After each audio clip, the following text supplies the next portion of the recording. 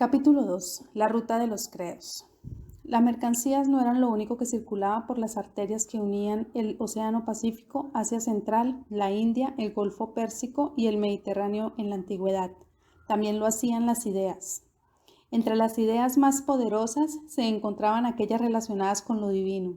El intercambio intelectual y religioso, que siempre había sido muy dinámico a lo largo y ancho de la región, se hizo ahora más complejo y competitivo. Los cultos y los sistemas de creencias locales entraron en contacto con cosmologías consolidadas y la zona se convirtió en un rico crisol en el que las ideas se adoptaban, se refinaban y se reinventaban. Después de que las campañas de Alejandro Magno llevaran a Oriente las ideas griegas, no pasó mucho tiempo antes de que empezaran a fluir en dirección contraria. Los conceptos budistas se abrieron paso a través de Asia con rapidez, en especial gracias al impulso que les dio el emperador Asoka, quien, según se cuenta, se convirtió al budismo después de reflexionar sobre el espantoso coste de las campañas militares que habían creado un imperio en la India en el siglo III a.C. Las inscripciones de la época atestiguan que eran muchísimas las personas que seguían los principios y prácticas budistas en lugares tan apartados como Siria y acaso todavía más lejos. Las creencias de una secta conocida como los terapeutas, que floreció en Alejandría durante siglos, guardan similitudes inconfundibles con el budismo, incluido el uso de escrituras alegóricas, la búsqueda de la iluminación a través de la oración y el distanciamiento del sentido individual del yo para encontrar la paz interior. Las ambigüedades de las fuentes hacen que rastrear con exactitud la difusión del budismo sea difícil. No obstante, es muy llamativa la existencia de una abundante literatura contemporánea que describe cómo la religión salió del subcontinente indio y llegó a otras regiones.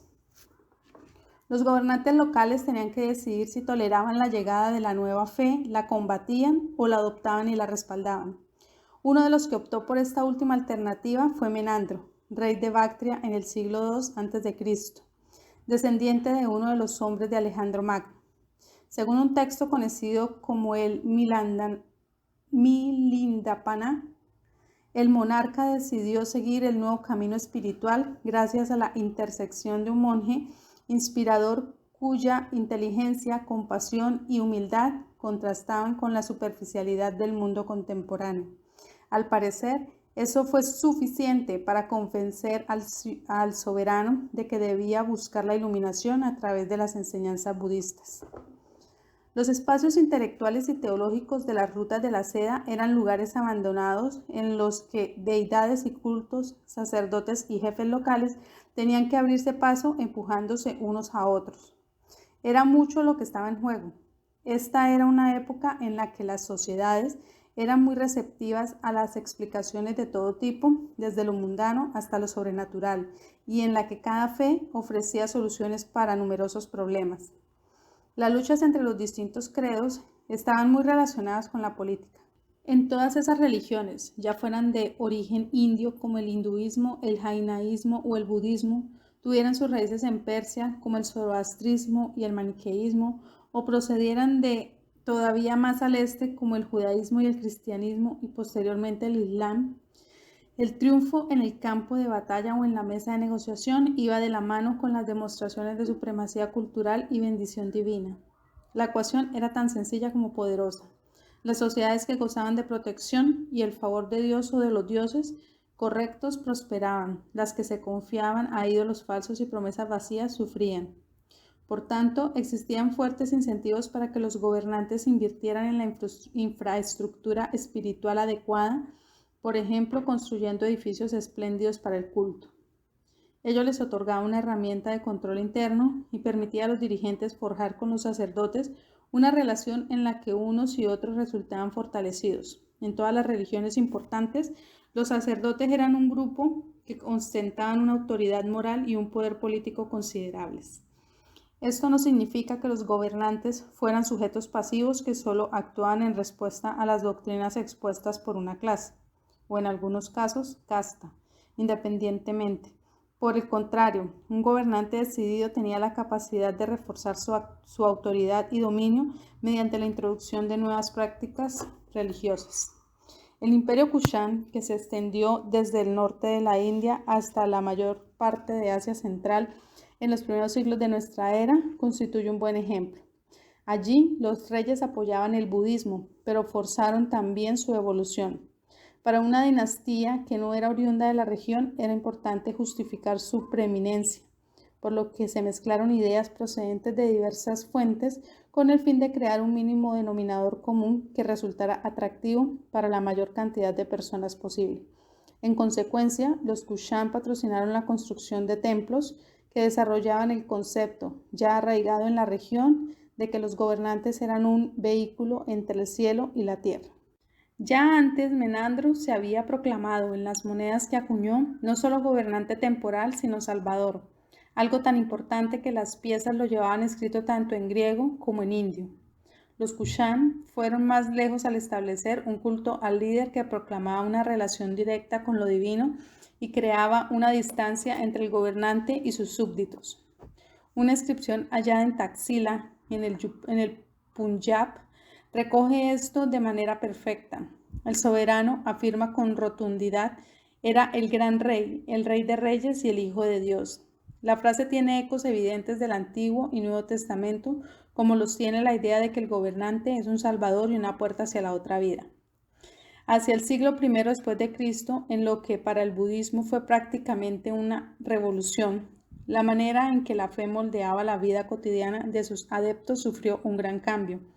En su forma más básica y tradicional, las enseñanzas de Buda eran directas, propugnaban el cese del sufrimiento y alcanzar un estado de paz siguiendo los 8 caminos nobles. La ruta hacia la iluminación no implicaba a ningún tercero ni involucraba de forma significativa el mundo físico o material. El viaje era una cuestión espiritual, metafísica e individual. Eso cambió de manera drástica a medida que surgieron nuevas formas de alcanzar un estado más elevado. Lo que hasta entonces había sido un intenso viaje interior, desprovisto de parámetros e influencias exteriores, pasó a verse complementado con consejos, asesorías y lugares diseñados de manera específica para que el camino hacia la iluminación y el budismo en sí mismo resultaran más atractivos. Se construyeron estupas o santuarios visiblemente ligados a Buda, que se convirtieron en centros de peregrinación y se redactaron textos sobre cómo comportarse en esos lugares en los que los ideales que sustentaban el budismo resultaban más reales y tangibles. Llevar flores o perfumes como ofrenda a un santuario contribuían a alcanzar la salvación. Aconsejaban el Sadharmapundarika, más conocido como el Sutra del Loto, escrito en este periodo.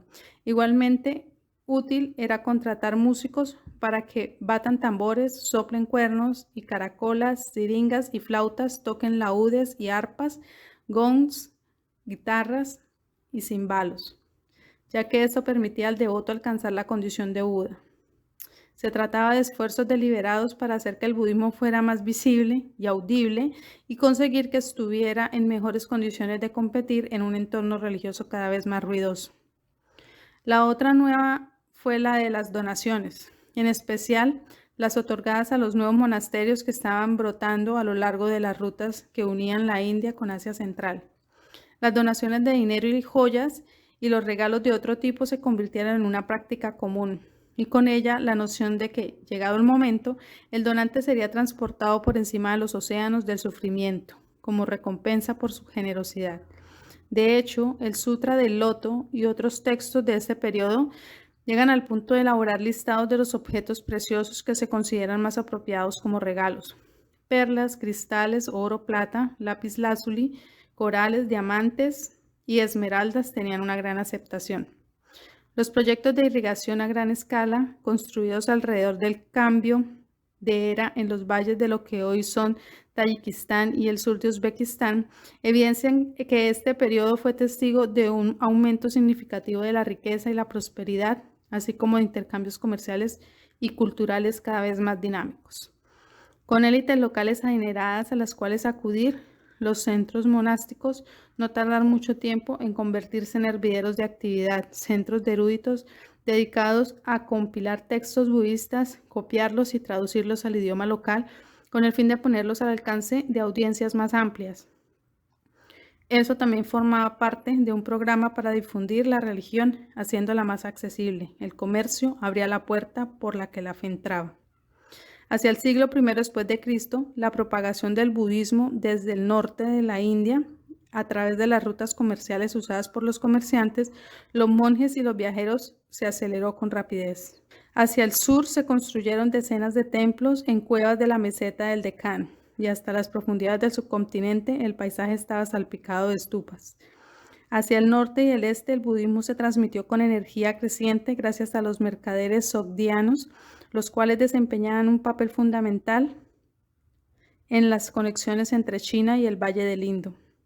Estos eran comerciantes viajeros oriundos de Asia Central, intermediarios que gracias a unas redes sociales muy tupidas y un uso eficaz del crédito habían alcanzado una posición ideal para dominar el comercio a larga distancia. La clave de su éxito residía en tener a su disposición una fuente fiable de escalas. A medida que más sogdianos se convertían al budismo, fueron apareciendo más estupas a lo largo de las principales rutas que empleaban, como resulta visible en el valle del Unza, en el norte de Pakistán. A su paso por allí, decenas de sogdianos grabaron en las rocas su nombre junto a imágenes de Buda, con la esperanza de que sus largos viajes fueran fructíferos y seguros, un recordatorio conmovedor de la necesidad de consuelo espiritual del viajero cuando se encuentra lejos de casa. Sin embargo, esas inscripciones son apenas un testimonio menor de la enérgica difusión del budismo en ese periodo. Alrededor de Kabul había 40 monasterios, incluido uno que un visitante posterior describiría sobrecogido. Su belleza, escribió, era comparable a la de la primavera. Los pavimentos eran de ónice, las paredes de mármol, la puerta estaba hecha de oro moldeado, mientras que el suelo era de plata sólida. Habían estrellas por donde se mirara. En el salón había un ídolo de oro tan hermoso como la luna, sentado en un espléndido trono cubierto de joyas. Pronto las ideas y las prácticas del budismo se difundieron hacia el este a través de la cordillera del Pamir y llegaron a China. Para comienzos del siglo IV después de Cristo, había templos budistas por toda la provincia de Xinjiang en el noreste de China, como el espectacular complejo de las cuevas de Kisil en la cuenca del Tarim, que incluye salones para orar, espacios dedicados a la meditación y una amplia zona residencial. En poco tiempo, el mapa de China occidental quedó salpicado de lugares que habían sido transformados en santuarios, en Kashgar, Kuncha y Turfan, por ejemplo. Para la década del 460, el pensamiento, las prácticas, el arte y la imaginería budistas habían entrado a formar parte de la cultura dominante en China y competían con fuerza con el confucianismo tradicional. Una cosmología amplia, en parte ética personal, en parte credo espiritual, profundamente arraigada en el país con casi un milenio de desarrollo. Contribuyó a ello la promoción agresiva de la nueva fe, impulsada por la nueva dinastía en el poder, un grupo de conquistadores oriundos de las estepas y por ende extranjeros. Como los Kushan antes de ellos, los Wei septentrionales tenían mucho que ganar promoviendo lo nuevo a expensas de lo viejo y abanderando unos conceptos que apuntalaban su legitimidad. En Pinshen y Luoyang, al este del país, se erigieron estatuas enormes de Buda, así como monasterios y santuarios con dotaciones espléndidas. El mensaje era inconfundible. Los Wei septentrionales habían triunfado y lo habían hecho porque formaban parte de un ciclo divino y no solo por haber resultado vencedores en el campo de batalla. El budismo también realizó considerables avances a lo largo de las principales arterias comerciales que se dirigían al oeste. Los diferentes grupos de cuevas desperdigados alrededor del Golfo Pérsico, así como los numerosos hallazgos realizados en las cercanías de Merv, en el actual Turkmenistán, y las inscripciones encontradas en lo profundo de Persia, atestiguan la capacidad del budismo para competir con las creencias locales.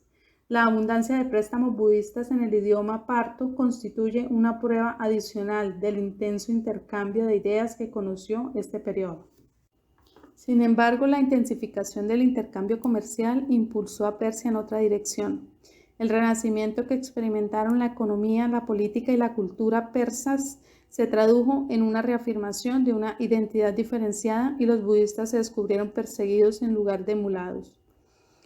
La ferocidad de los ataques obligó a los creyentes a abandonar los santuarios del Golfo y acabó con las estupas que, es de suponer, habían aparecido a lo largo de las rutas terrestres en el territorio persa. Las religiones vivían auges y caídas a medida que se propagaban por Eurasia y competían entre sí por espacios, seguidores y autoridad moral. La comunicación con el ámbito divino dejó de buscar únicamente la intervención sobrenatural en la vida cotidiana para convertirse en una cuestión de salvación o condena. El choque se tornó violento. Los 4 primeros siglos del primer milenio, que fueron testigos de la explosión del cristianismo desde su nacimiento como una pequeña secta en Palestina hasta su difusión por el Mediterráneo y Asia, fueron un torbellino de guerras religiosas. El momento decisivo llegó con el ascenso al poder de la dinastía sasánida, que consiguió derrocar el régimen imperante en Persia, fomentando las revueltas, asesinando a sus rivales y aprovechándose de la confusión que siguió a los reveses militares sufridos en la frontera con Roma, sobre todo en el Cáucaso. Después de hacerse con el poder en 224 después de Cristo, Ardashir I y sus sucesores se embarcaron en una transformación del Estado a gran escala, transformación que incluía la afirmación de una identidad enérgica con la que se buscaba poner punto final a la historia reciente y acentuar los vínculos con el gran imperio persa de la antigüedad. Esto se logró fundiendo el paisaje físico y simbólico de la época con el del pasado. La propaganda cultural se apropió de los lugares clave del antiguo Irán, como Persépolis, la capital del imperio aqueménida, y la necrópolis de Naxch y Rustam, asociada con los grandes reyes persas como Darío y Ciro. Se añadieron nuevas inscripciones, monumentos arquitectónicos y grabados en relieve con los que se pretendía identificar el régimen con el recuerdo del pasado glorioso. El sistema de acuñación se revisó. Las leyendas griegas y los bustos inspirados en Alejandro Magno, que habían estado utilizándose durante siglos en las monedas, se reemplazaron por un perfil real nuevo e inconfundible. El rostro miraba ahora en la dirección opuesta, en una cara y un altar del fuego en la otra. Esto último resultaba deliberadamente provocador, una declaración de intenciones acerca de la nueva identidad y la nueva actitud hacia la religión. Hasta donde nos permite entender el limitado material que nos ofrecen las fuentes del periodo, los gobernantes de esta región se habían mostrado durante siglos tolerantes con cuestiones de fe y se habían permitido un grado considerable de coexistencia. El ascenso de la nueva dinastía pronto trajo consigo un endurecimiento de las actitudes, y las enseñanzas de Zardusht o Zaratustra se promovieron de forma inequívoca a expensas de otras ideas. Conocido por los antiguos griegos como Zoroastro, el gran profeta persa vivió hacia el año 1000 a.C., si no antes, y enseñaba que el universo estaba dividido de acuerdo a 2 principios: Ahura Mazda, sabiduría iluminadora, y su antítesis Angra Mainyu, espíritu hostil, que se encontraban en un estado de conflicto permanente. Por tanto, era importante venerar al primero, que era el responsable del orden bueno. La división del mundo en fuerzas benignas y malignas se extendía a todos los aspectos de la vida e incluso afectaba a cuestiones como la categorización de los animales. La purificación ritual, sobre todo a través del fuego, era un aspecto clave del culto zoroástrico. Los fieles de Ahura Mazda rezaban el credo, distinguían el bien del mal, la luz de la oscuridad y la salvación de los demonios. Esta cosmología permitió a los soberanos sasánidas ligar su poder a la edad del oro de la antigua Persia, cuando los grandes monarcas profesaban la devoción de Ahura Mazda, pero también les proporcionó un potente marco moral para un periodo de expansión militar y económica. El énfasis en la lucha constante entre el bien y el mal fortalecía las mentes para la batalla, mientras que la atención dada al orden y la disciplina resaltaban las reformas administrativas que se convirtieron en la firma de un Estado cada vez más estridente en su resurgimiento. El zoroastrismo tenía un conjunto de creencias sólido, acorde en todo sentido con la cultura militarista de la renovación imperial. Los sasánidas se expandieron de forma agresiva durante los reinados de Ardashir I y su hijo Sapor I, que sometieron ciudades oasis, rutas de comunicación y regiones enteras que quedaron bajo su control directo o se vieron reducidas a la condición de satélites. Ciudades importantes como Sistán, Merv y Balf fueron tomadas en una serie de campañas que comenzó en la década de 220, mientras que una parte significativa de los territorios de los Kushán se convirtieron en estados vasallos, administrados por funcionarios sasánidas que recibían el título de gobernante de los Kushán. Una inscripción triunfal de Naqshi Rustam da cuenta de las dimensiones del logro alcanzado al señalar que el reino de Sapor se extendía hasta las profundidades de Oriente, llegaba hasta Peshawar y las fronteras de Kasgar y Taskent. Cuando los sasánidas se hicieron con el trono, los defensores del zoroastrismo se situaron cerca del centro de poder y se esforzaron por concentrar el control administrativo en sus manos a expensas de las demás minorías religiosas. Esta situación se reprodujo luego en las nuevas regiones controladas por la monarquía persa. Las inscripciones encargadas a mediados del siglo III después de Cristo por el sumo sacerdote Kirdir celebraban la expansión del zoroastrismo. La religión y sus sacerdotes pasaron a ser apreciados y honrados a lo largo y ancho del imperio, y en las tierras arrebatadas a los romanos florecieron muchos fuegos y colegios sacerdotales. La propagación de la fe requirió un trabajo arduo, señala la inscripción de forma explícita, pero como dice con modestia Kirdir, soporté muchos trabajos y problemas por el bien de los yasats, poderes divinos, y de los reyes y por el bien de mi propia alma.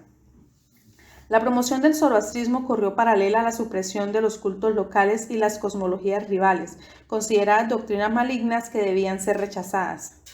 Se persiguió entre otros a los judíos, los budistas, los hindúes y los maniqueos, cuyos lugares de oración fueron saqueados. Se destruyeron los ídolos de los santuarios de los demonios, se demolieron y se transformaron en templos para los dioses. La expansión del Estado persa estuvo acompañada de la imposición tenaz de unos valores y creencias que se presentaban como tradicionales y al mismo tiempo esenciales para el éxito político y militar.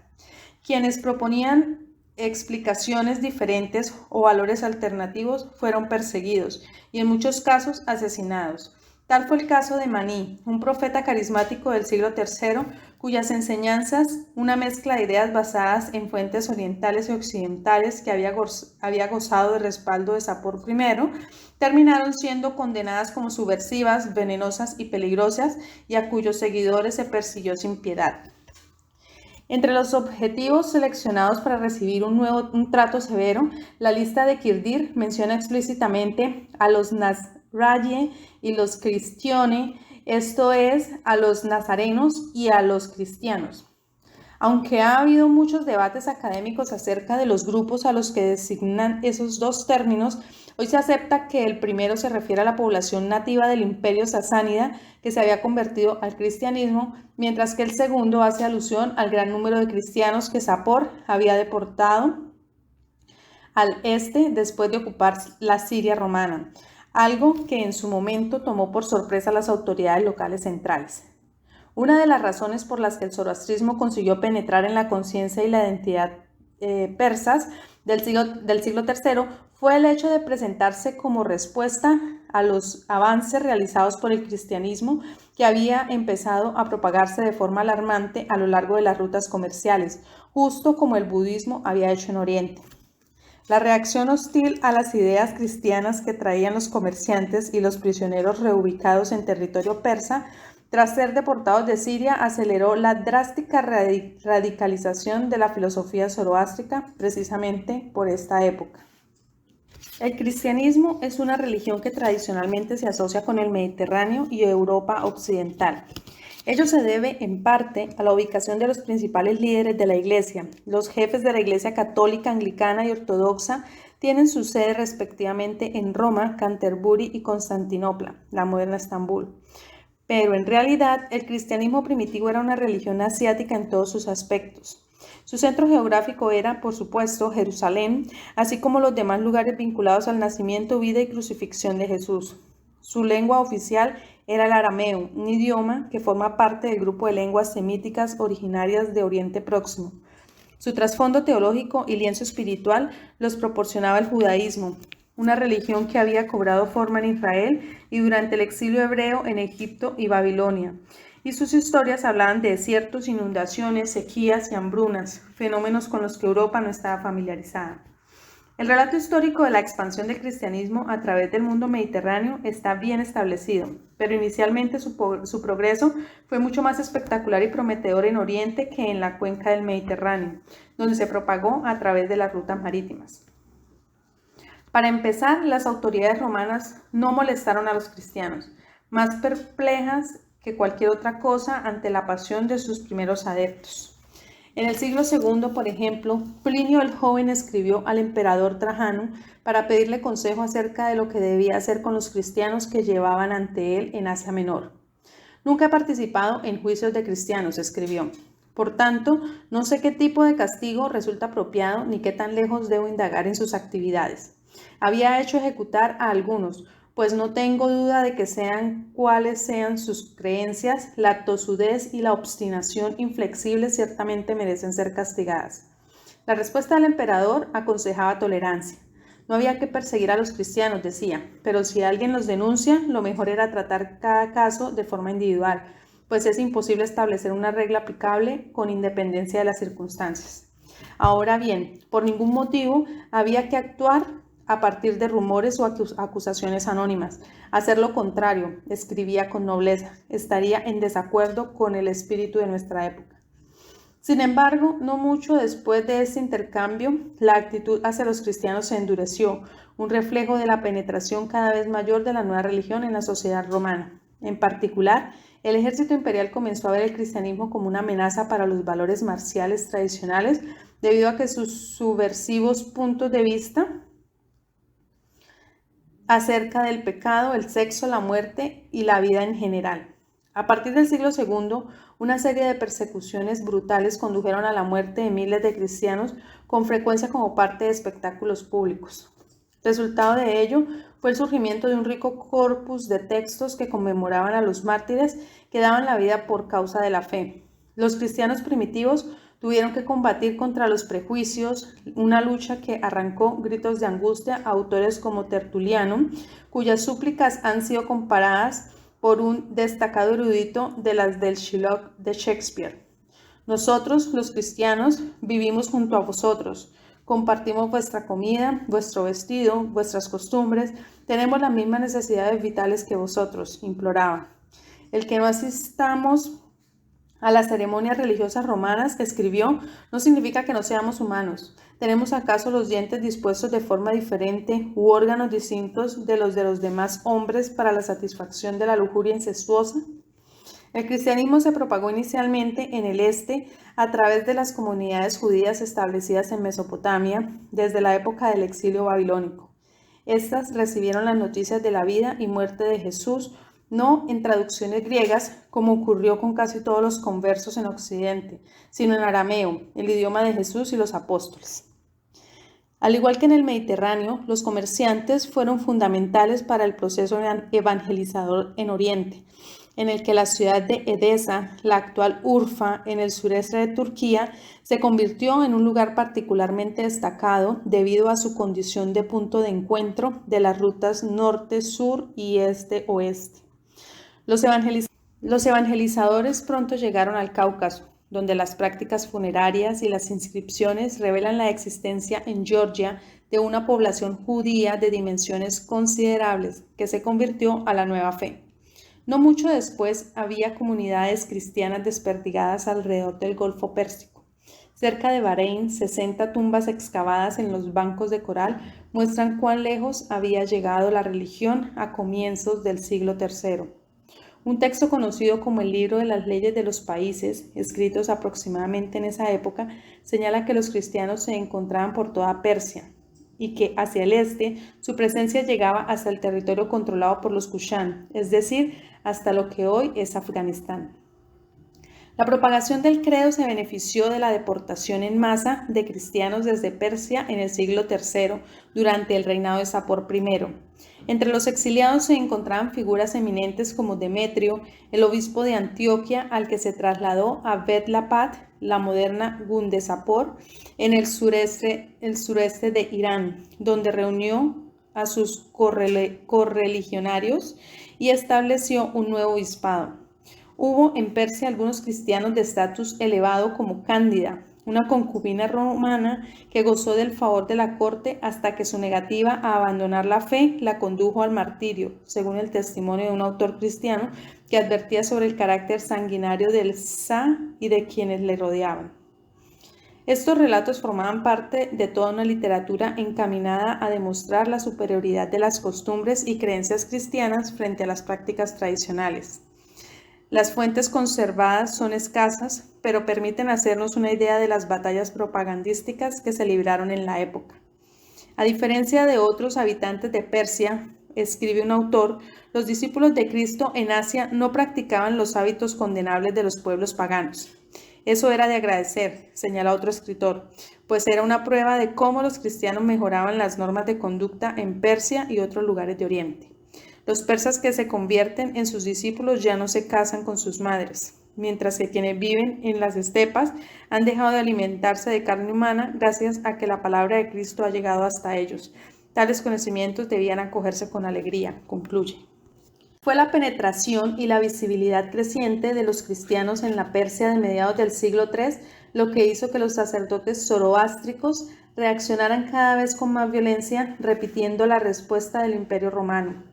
No obstante, como evidencia la inscripción de Kirdir, la actitud de los persas había empezado a endurecerse no solo en relación al cristianismo, sino también ante otros credos. La extirpación de las cosmologías rivales fue de la mano con el zoroastrismo ferviente que caracterizó el resurgimiento de Persia. Comenzaba a emerger una religión estatal, una que identificaba los valores zoroástricos con los valores persas y proporcionaba a la monarquía sasánida una columna de apoyo.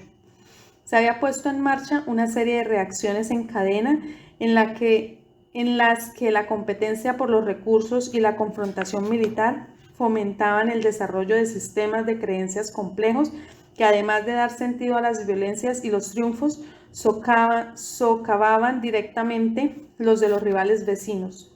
En el caso de Persia, esto significó el surgimiento de una clase sacerdotal ruidosa y segura de sí misma, cuyas funciones llegaban hasta las entrañas de la esfera política, como dejan en claro las inscripciones.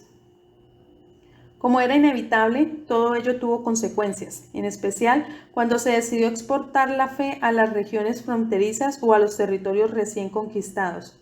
Al construir los templos del fuego de los que Kirdir se sentía tan orgulloso, no solo se estaba corriendo el riesgo de contrariar a la población local, sino que se estaba imponiendo la doctrina y la fe por la fuerza. El zoroastrismo se convirtió en sinónimo de Persia, y la religión no tardó en empezar a ser vista más como una herramienta de ocupación que como un camino de liberación espiritual.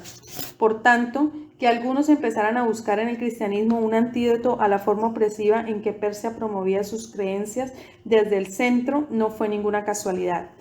Las circunstancias precisas de cómo y cuándo adoptaron el cristianismo los gobernantes del Cáucaso no son del todo claras. Los relatos sobre la conversión del rey armenio Tiridates III a comienzos del siglo IV fueron escritos algún tiempo más tarde, y como fuentes son deudores tanto del deseo de contar una buena historia como el sesgo cristiano de sus autores. Según la tradición, Tiridates se convirtió después de que, transformado en cerdo, hubiera vagado desnudo por los campos hasta ser curado por San Gregorio, al que antes se había arrojado a un foso infestado de serpientes por negarse a venerar a una diosa local. Gregorio sanó a Tiridates librándolo del hocico, los colmillos y la piel de cerdo antes de bautizar al agradecido monarca en el Éufrates. Tiridates no fue la única figura política de relieve que abrazó al cristianismo en ese periodo, pues a comienzos del siglo IV también se convirtió Constantino, una de las personalidades más influyentes de Roma. El momento decisivo llegó durante una guerra civil, cuando Constantino se enfrentó a su rival Magencio en el puente Milvio, en Italia central, en 312 después de Cristo. Se dice que poco antes de la batalla, el primero lanzó la vista al cielo y vio encima del sol una luz en forma de cruz, acompañada de una leyenda en griego que decía: con este signo vencerás. El significado pleno de esa visión le resultó claro después de tener un sueño en el que Jesucristo se le aparecía y le explicaba que la señal de la cruz le ayudaría a derrotar a todos sus rivales. En cualquier caso, así fue como algunos quisieron describir luego lo ocurrido. Los testimonios cristianos dejan pocas dudas acerca del entusiasmo ilimitado con el que el emperador en persona supervisó la imposición del cristianismo en detrimento de todas las demás religiones. Un autor, por ejemplo, nos informa de que en lugar de estar contaminada con altares, templos griegos o sacrificios paganos, la nueva ciudad de Constantinopla gozaba de espléndidas casas de oración en las que Dios prometió bendecir los esfuerzos del emperador. Otro escritor declara que el emperador ordenó cerrar centros de culto famosos y prohibió los oráculos y la adivinación, aspectos esenciales de la teología romana. De igual forma, se ilegalizó el sacrificio ritual que era habitual realizar antes de los asuntos oficiales y se derribaron las estatuas paganas contra las que además se expidieron leyes. No había lugar para las equivocaciones en un relato que estaba en manos de autores que tenían un interés personal en mostrar a Constantino como un promotor firme y decidido de las nuevas creencias. No obstante, las motivaciones de Constantino para convertirse al cristianismo ciertamente eran más complejas de lo que sostienen los testimonios escritos durante su vida o poco después de su muerte. Por un lado, adoptar la fe cristiana era una política inteligente en un momento en el que un gran número de miembros del ejército pertenecían a ella. Por otro, los monumentos, monedas e inscripciones encontrados por todo el imperio en los que se representaba a Constantino como un seguidor devoto del culto del invencible dios Sol, sugiere que su epifanía quizás fuera más vacilante de lo que le hace pensar los panegíricos apasionados.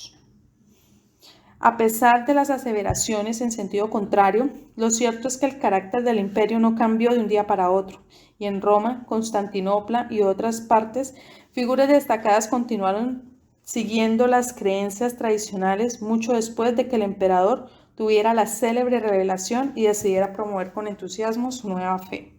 Con todo, es indudable que la aceptación del cristianismo por parte de Constantino causó un cambio radical en el imperio romano. Las persecuciones, que habían tenido su apogeo durante el reinado de Diocleciano, apenas una década atrás terminaron. Las luchas de gladiadores durante mucho tiempo, un aspecto básico del entrenamiento romano, se abolieron debido a la repulsión que sentían los cristianos hacia un espectáculo que devaluaba enormemente el carácter sagrado de la vida. Los espectáculos sangrientos nos degradan, reza un extracto de la ley aprobada en 325 y recogida más tarde en una compilación de leyes imperiales.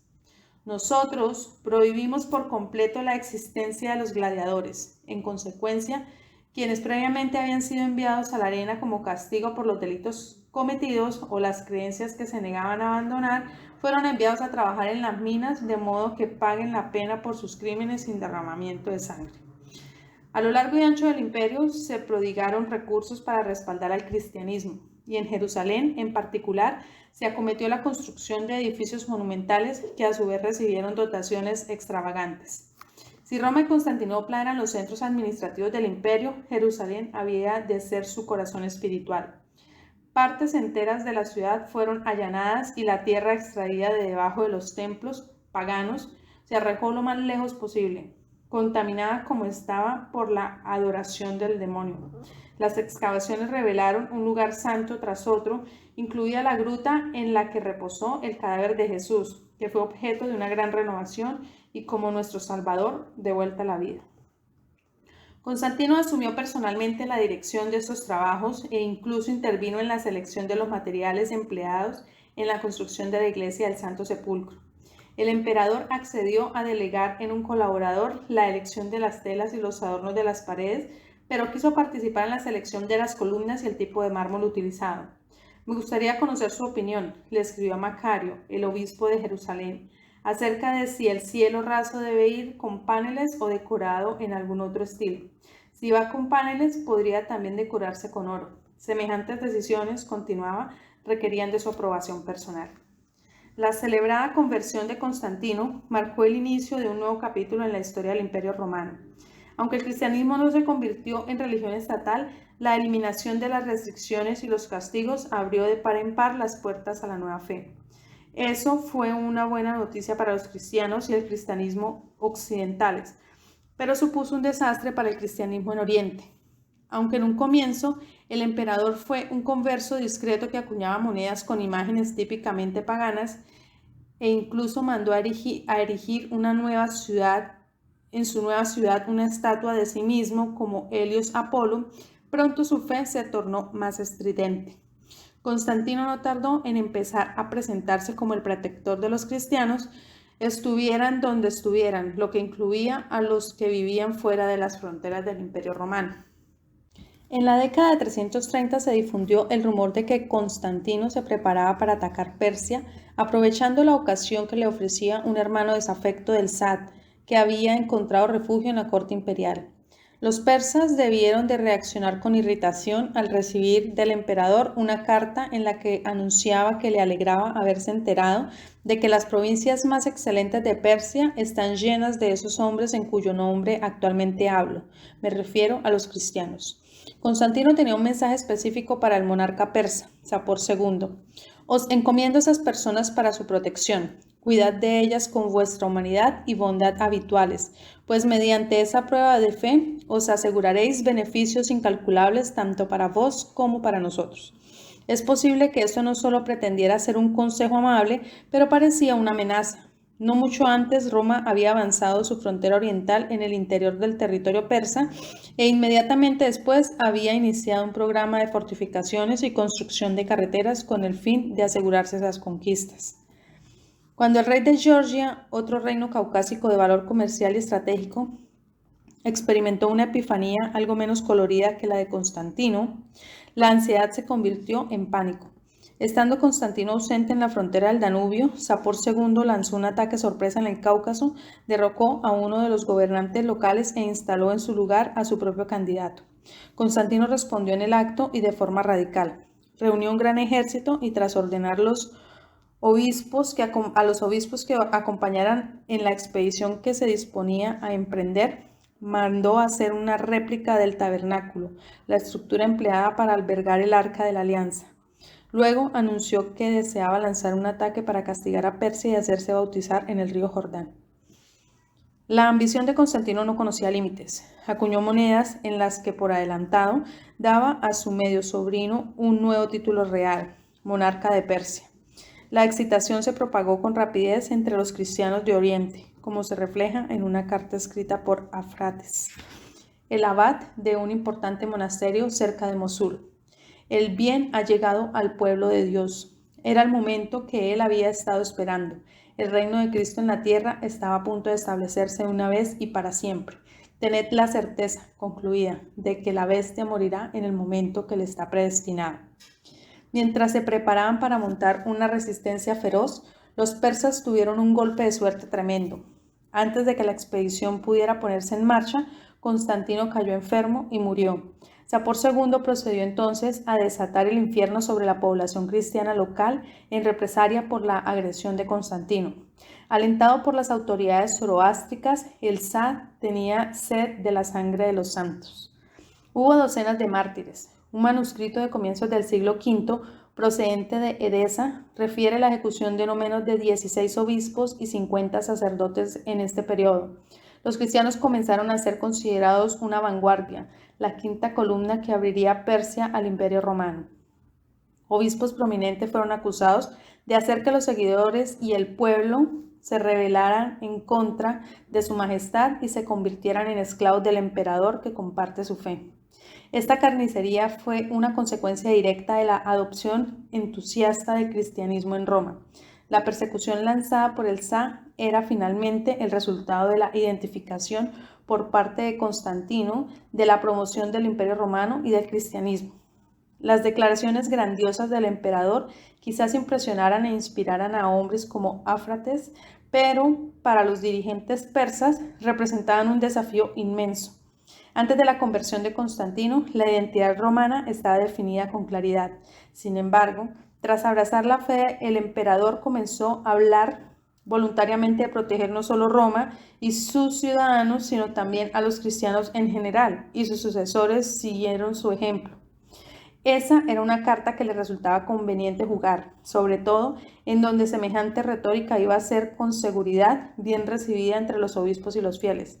Sin embargo, para quienes vivían más allá de las fronteras del imperio, era potencialmente desastrosa, como descubrieron las víctimas de Sapor. Por tanto, resultó irónico que Constantino sea conocido por ser el emperador que estableció las bases para la cristianización de Europa, pero que nunca se señale que su conversión a la nueva fe tuvo un precio, comprometió espectacularmente el futuro del cristianismo en Oriente, y la pregunta es si las enseñanzas de Jesucristo, que había arraigado en lo profundo de Asia, serían capaces de sobrevivir a un desafío decidido.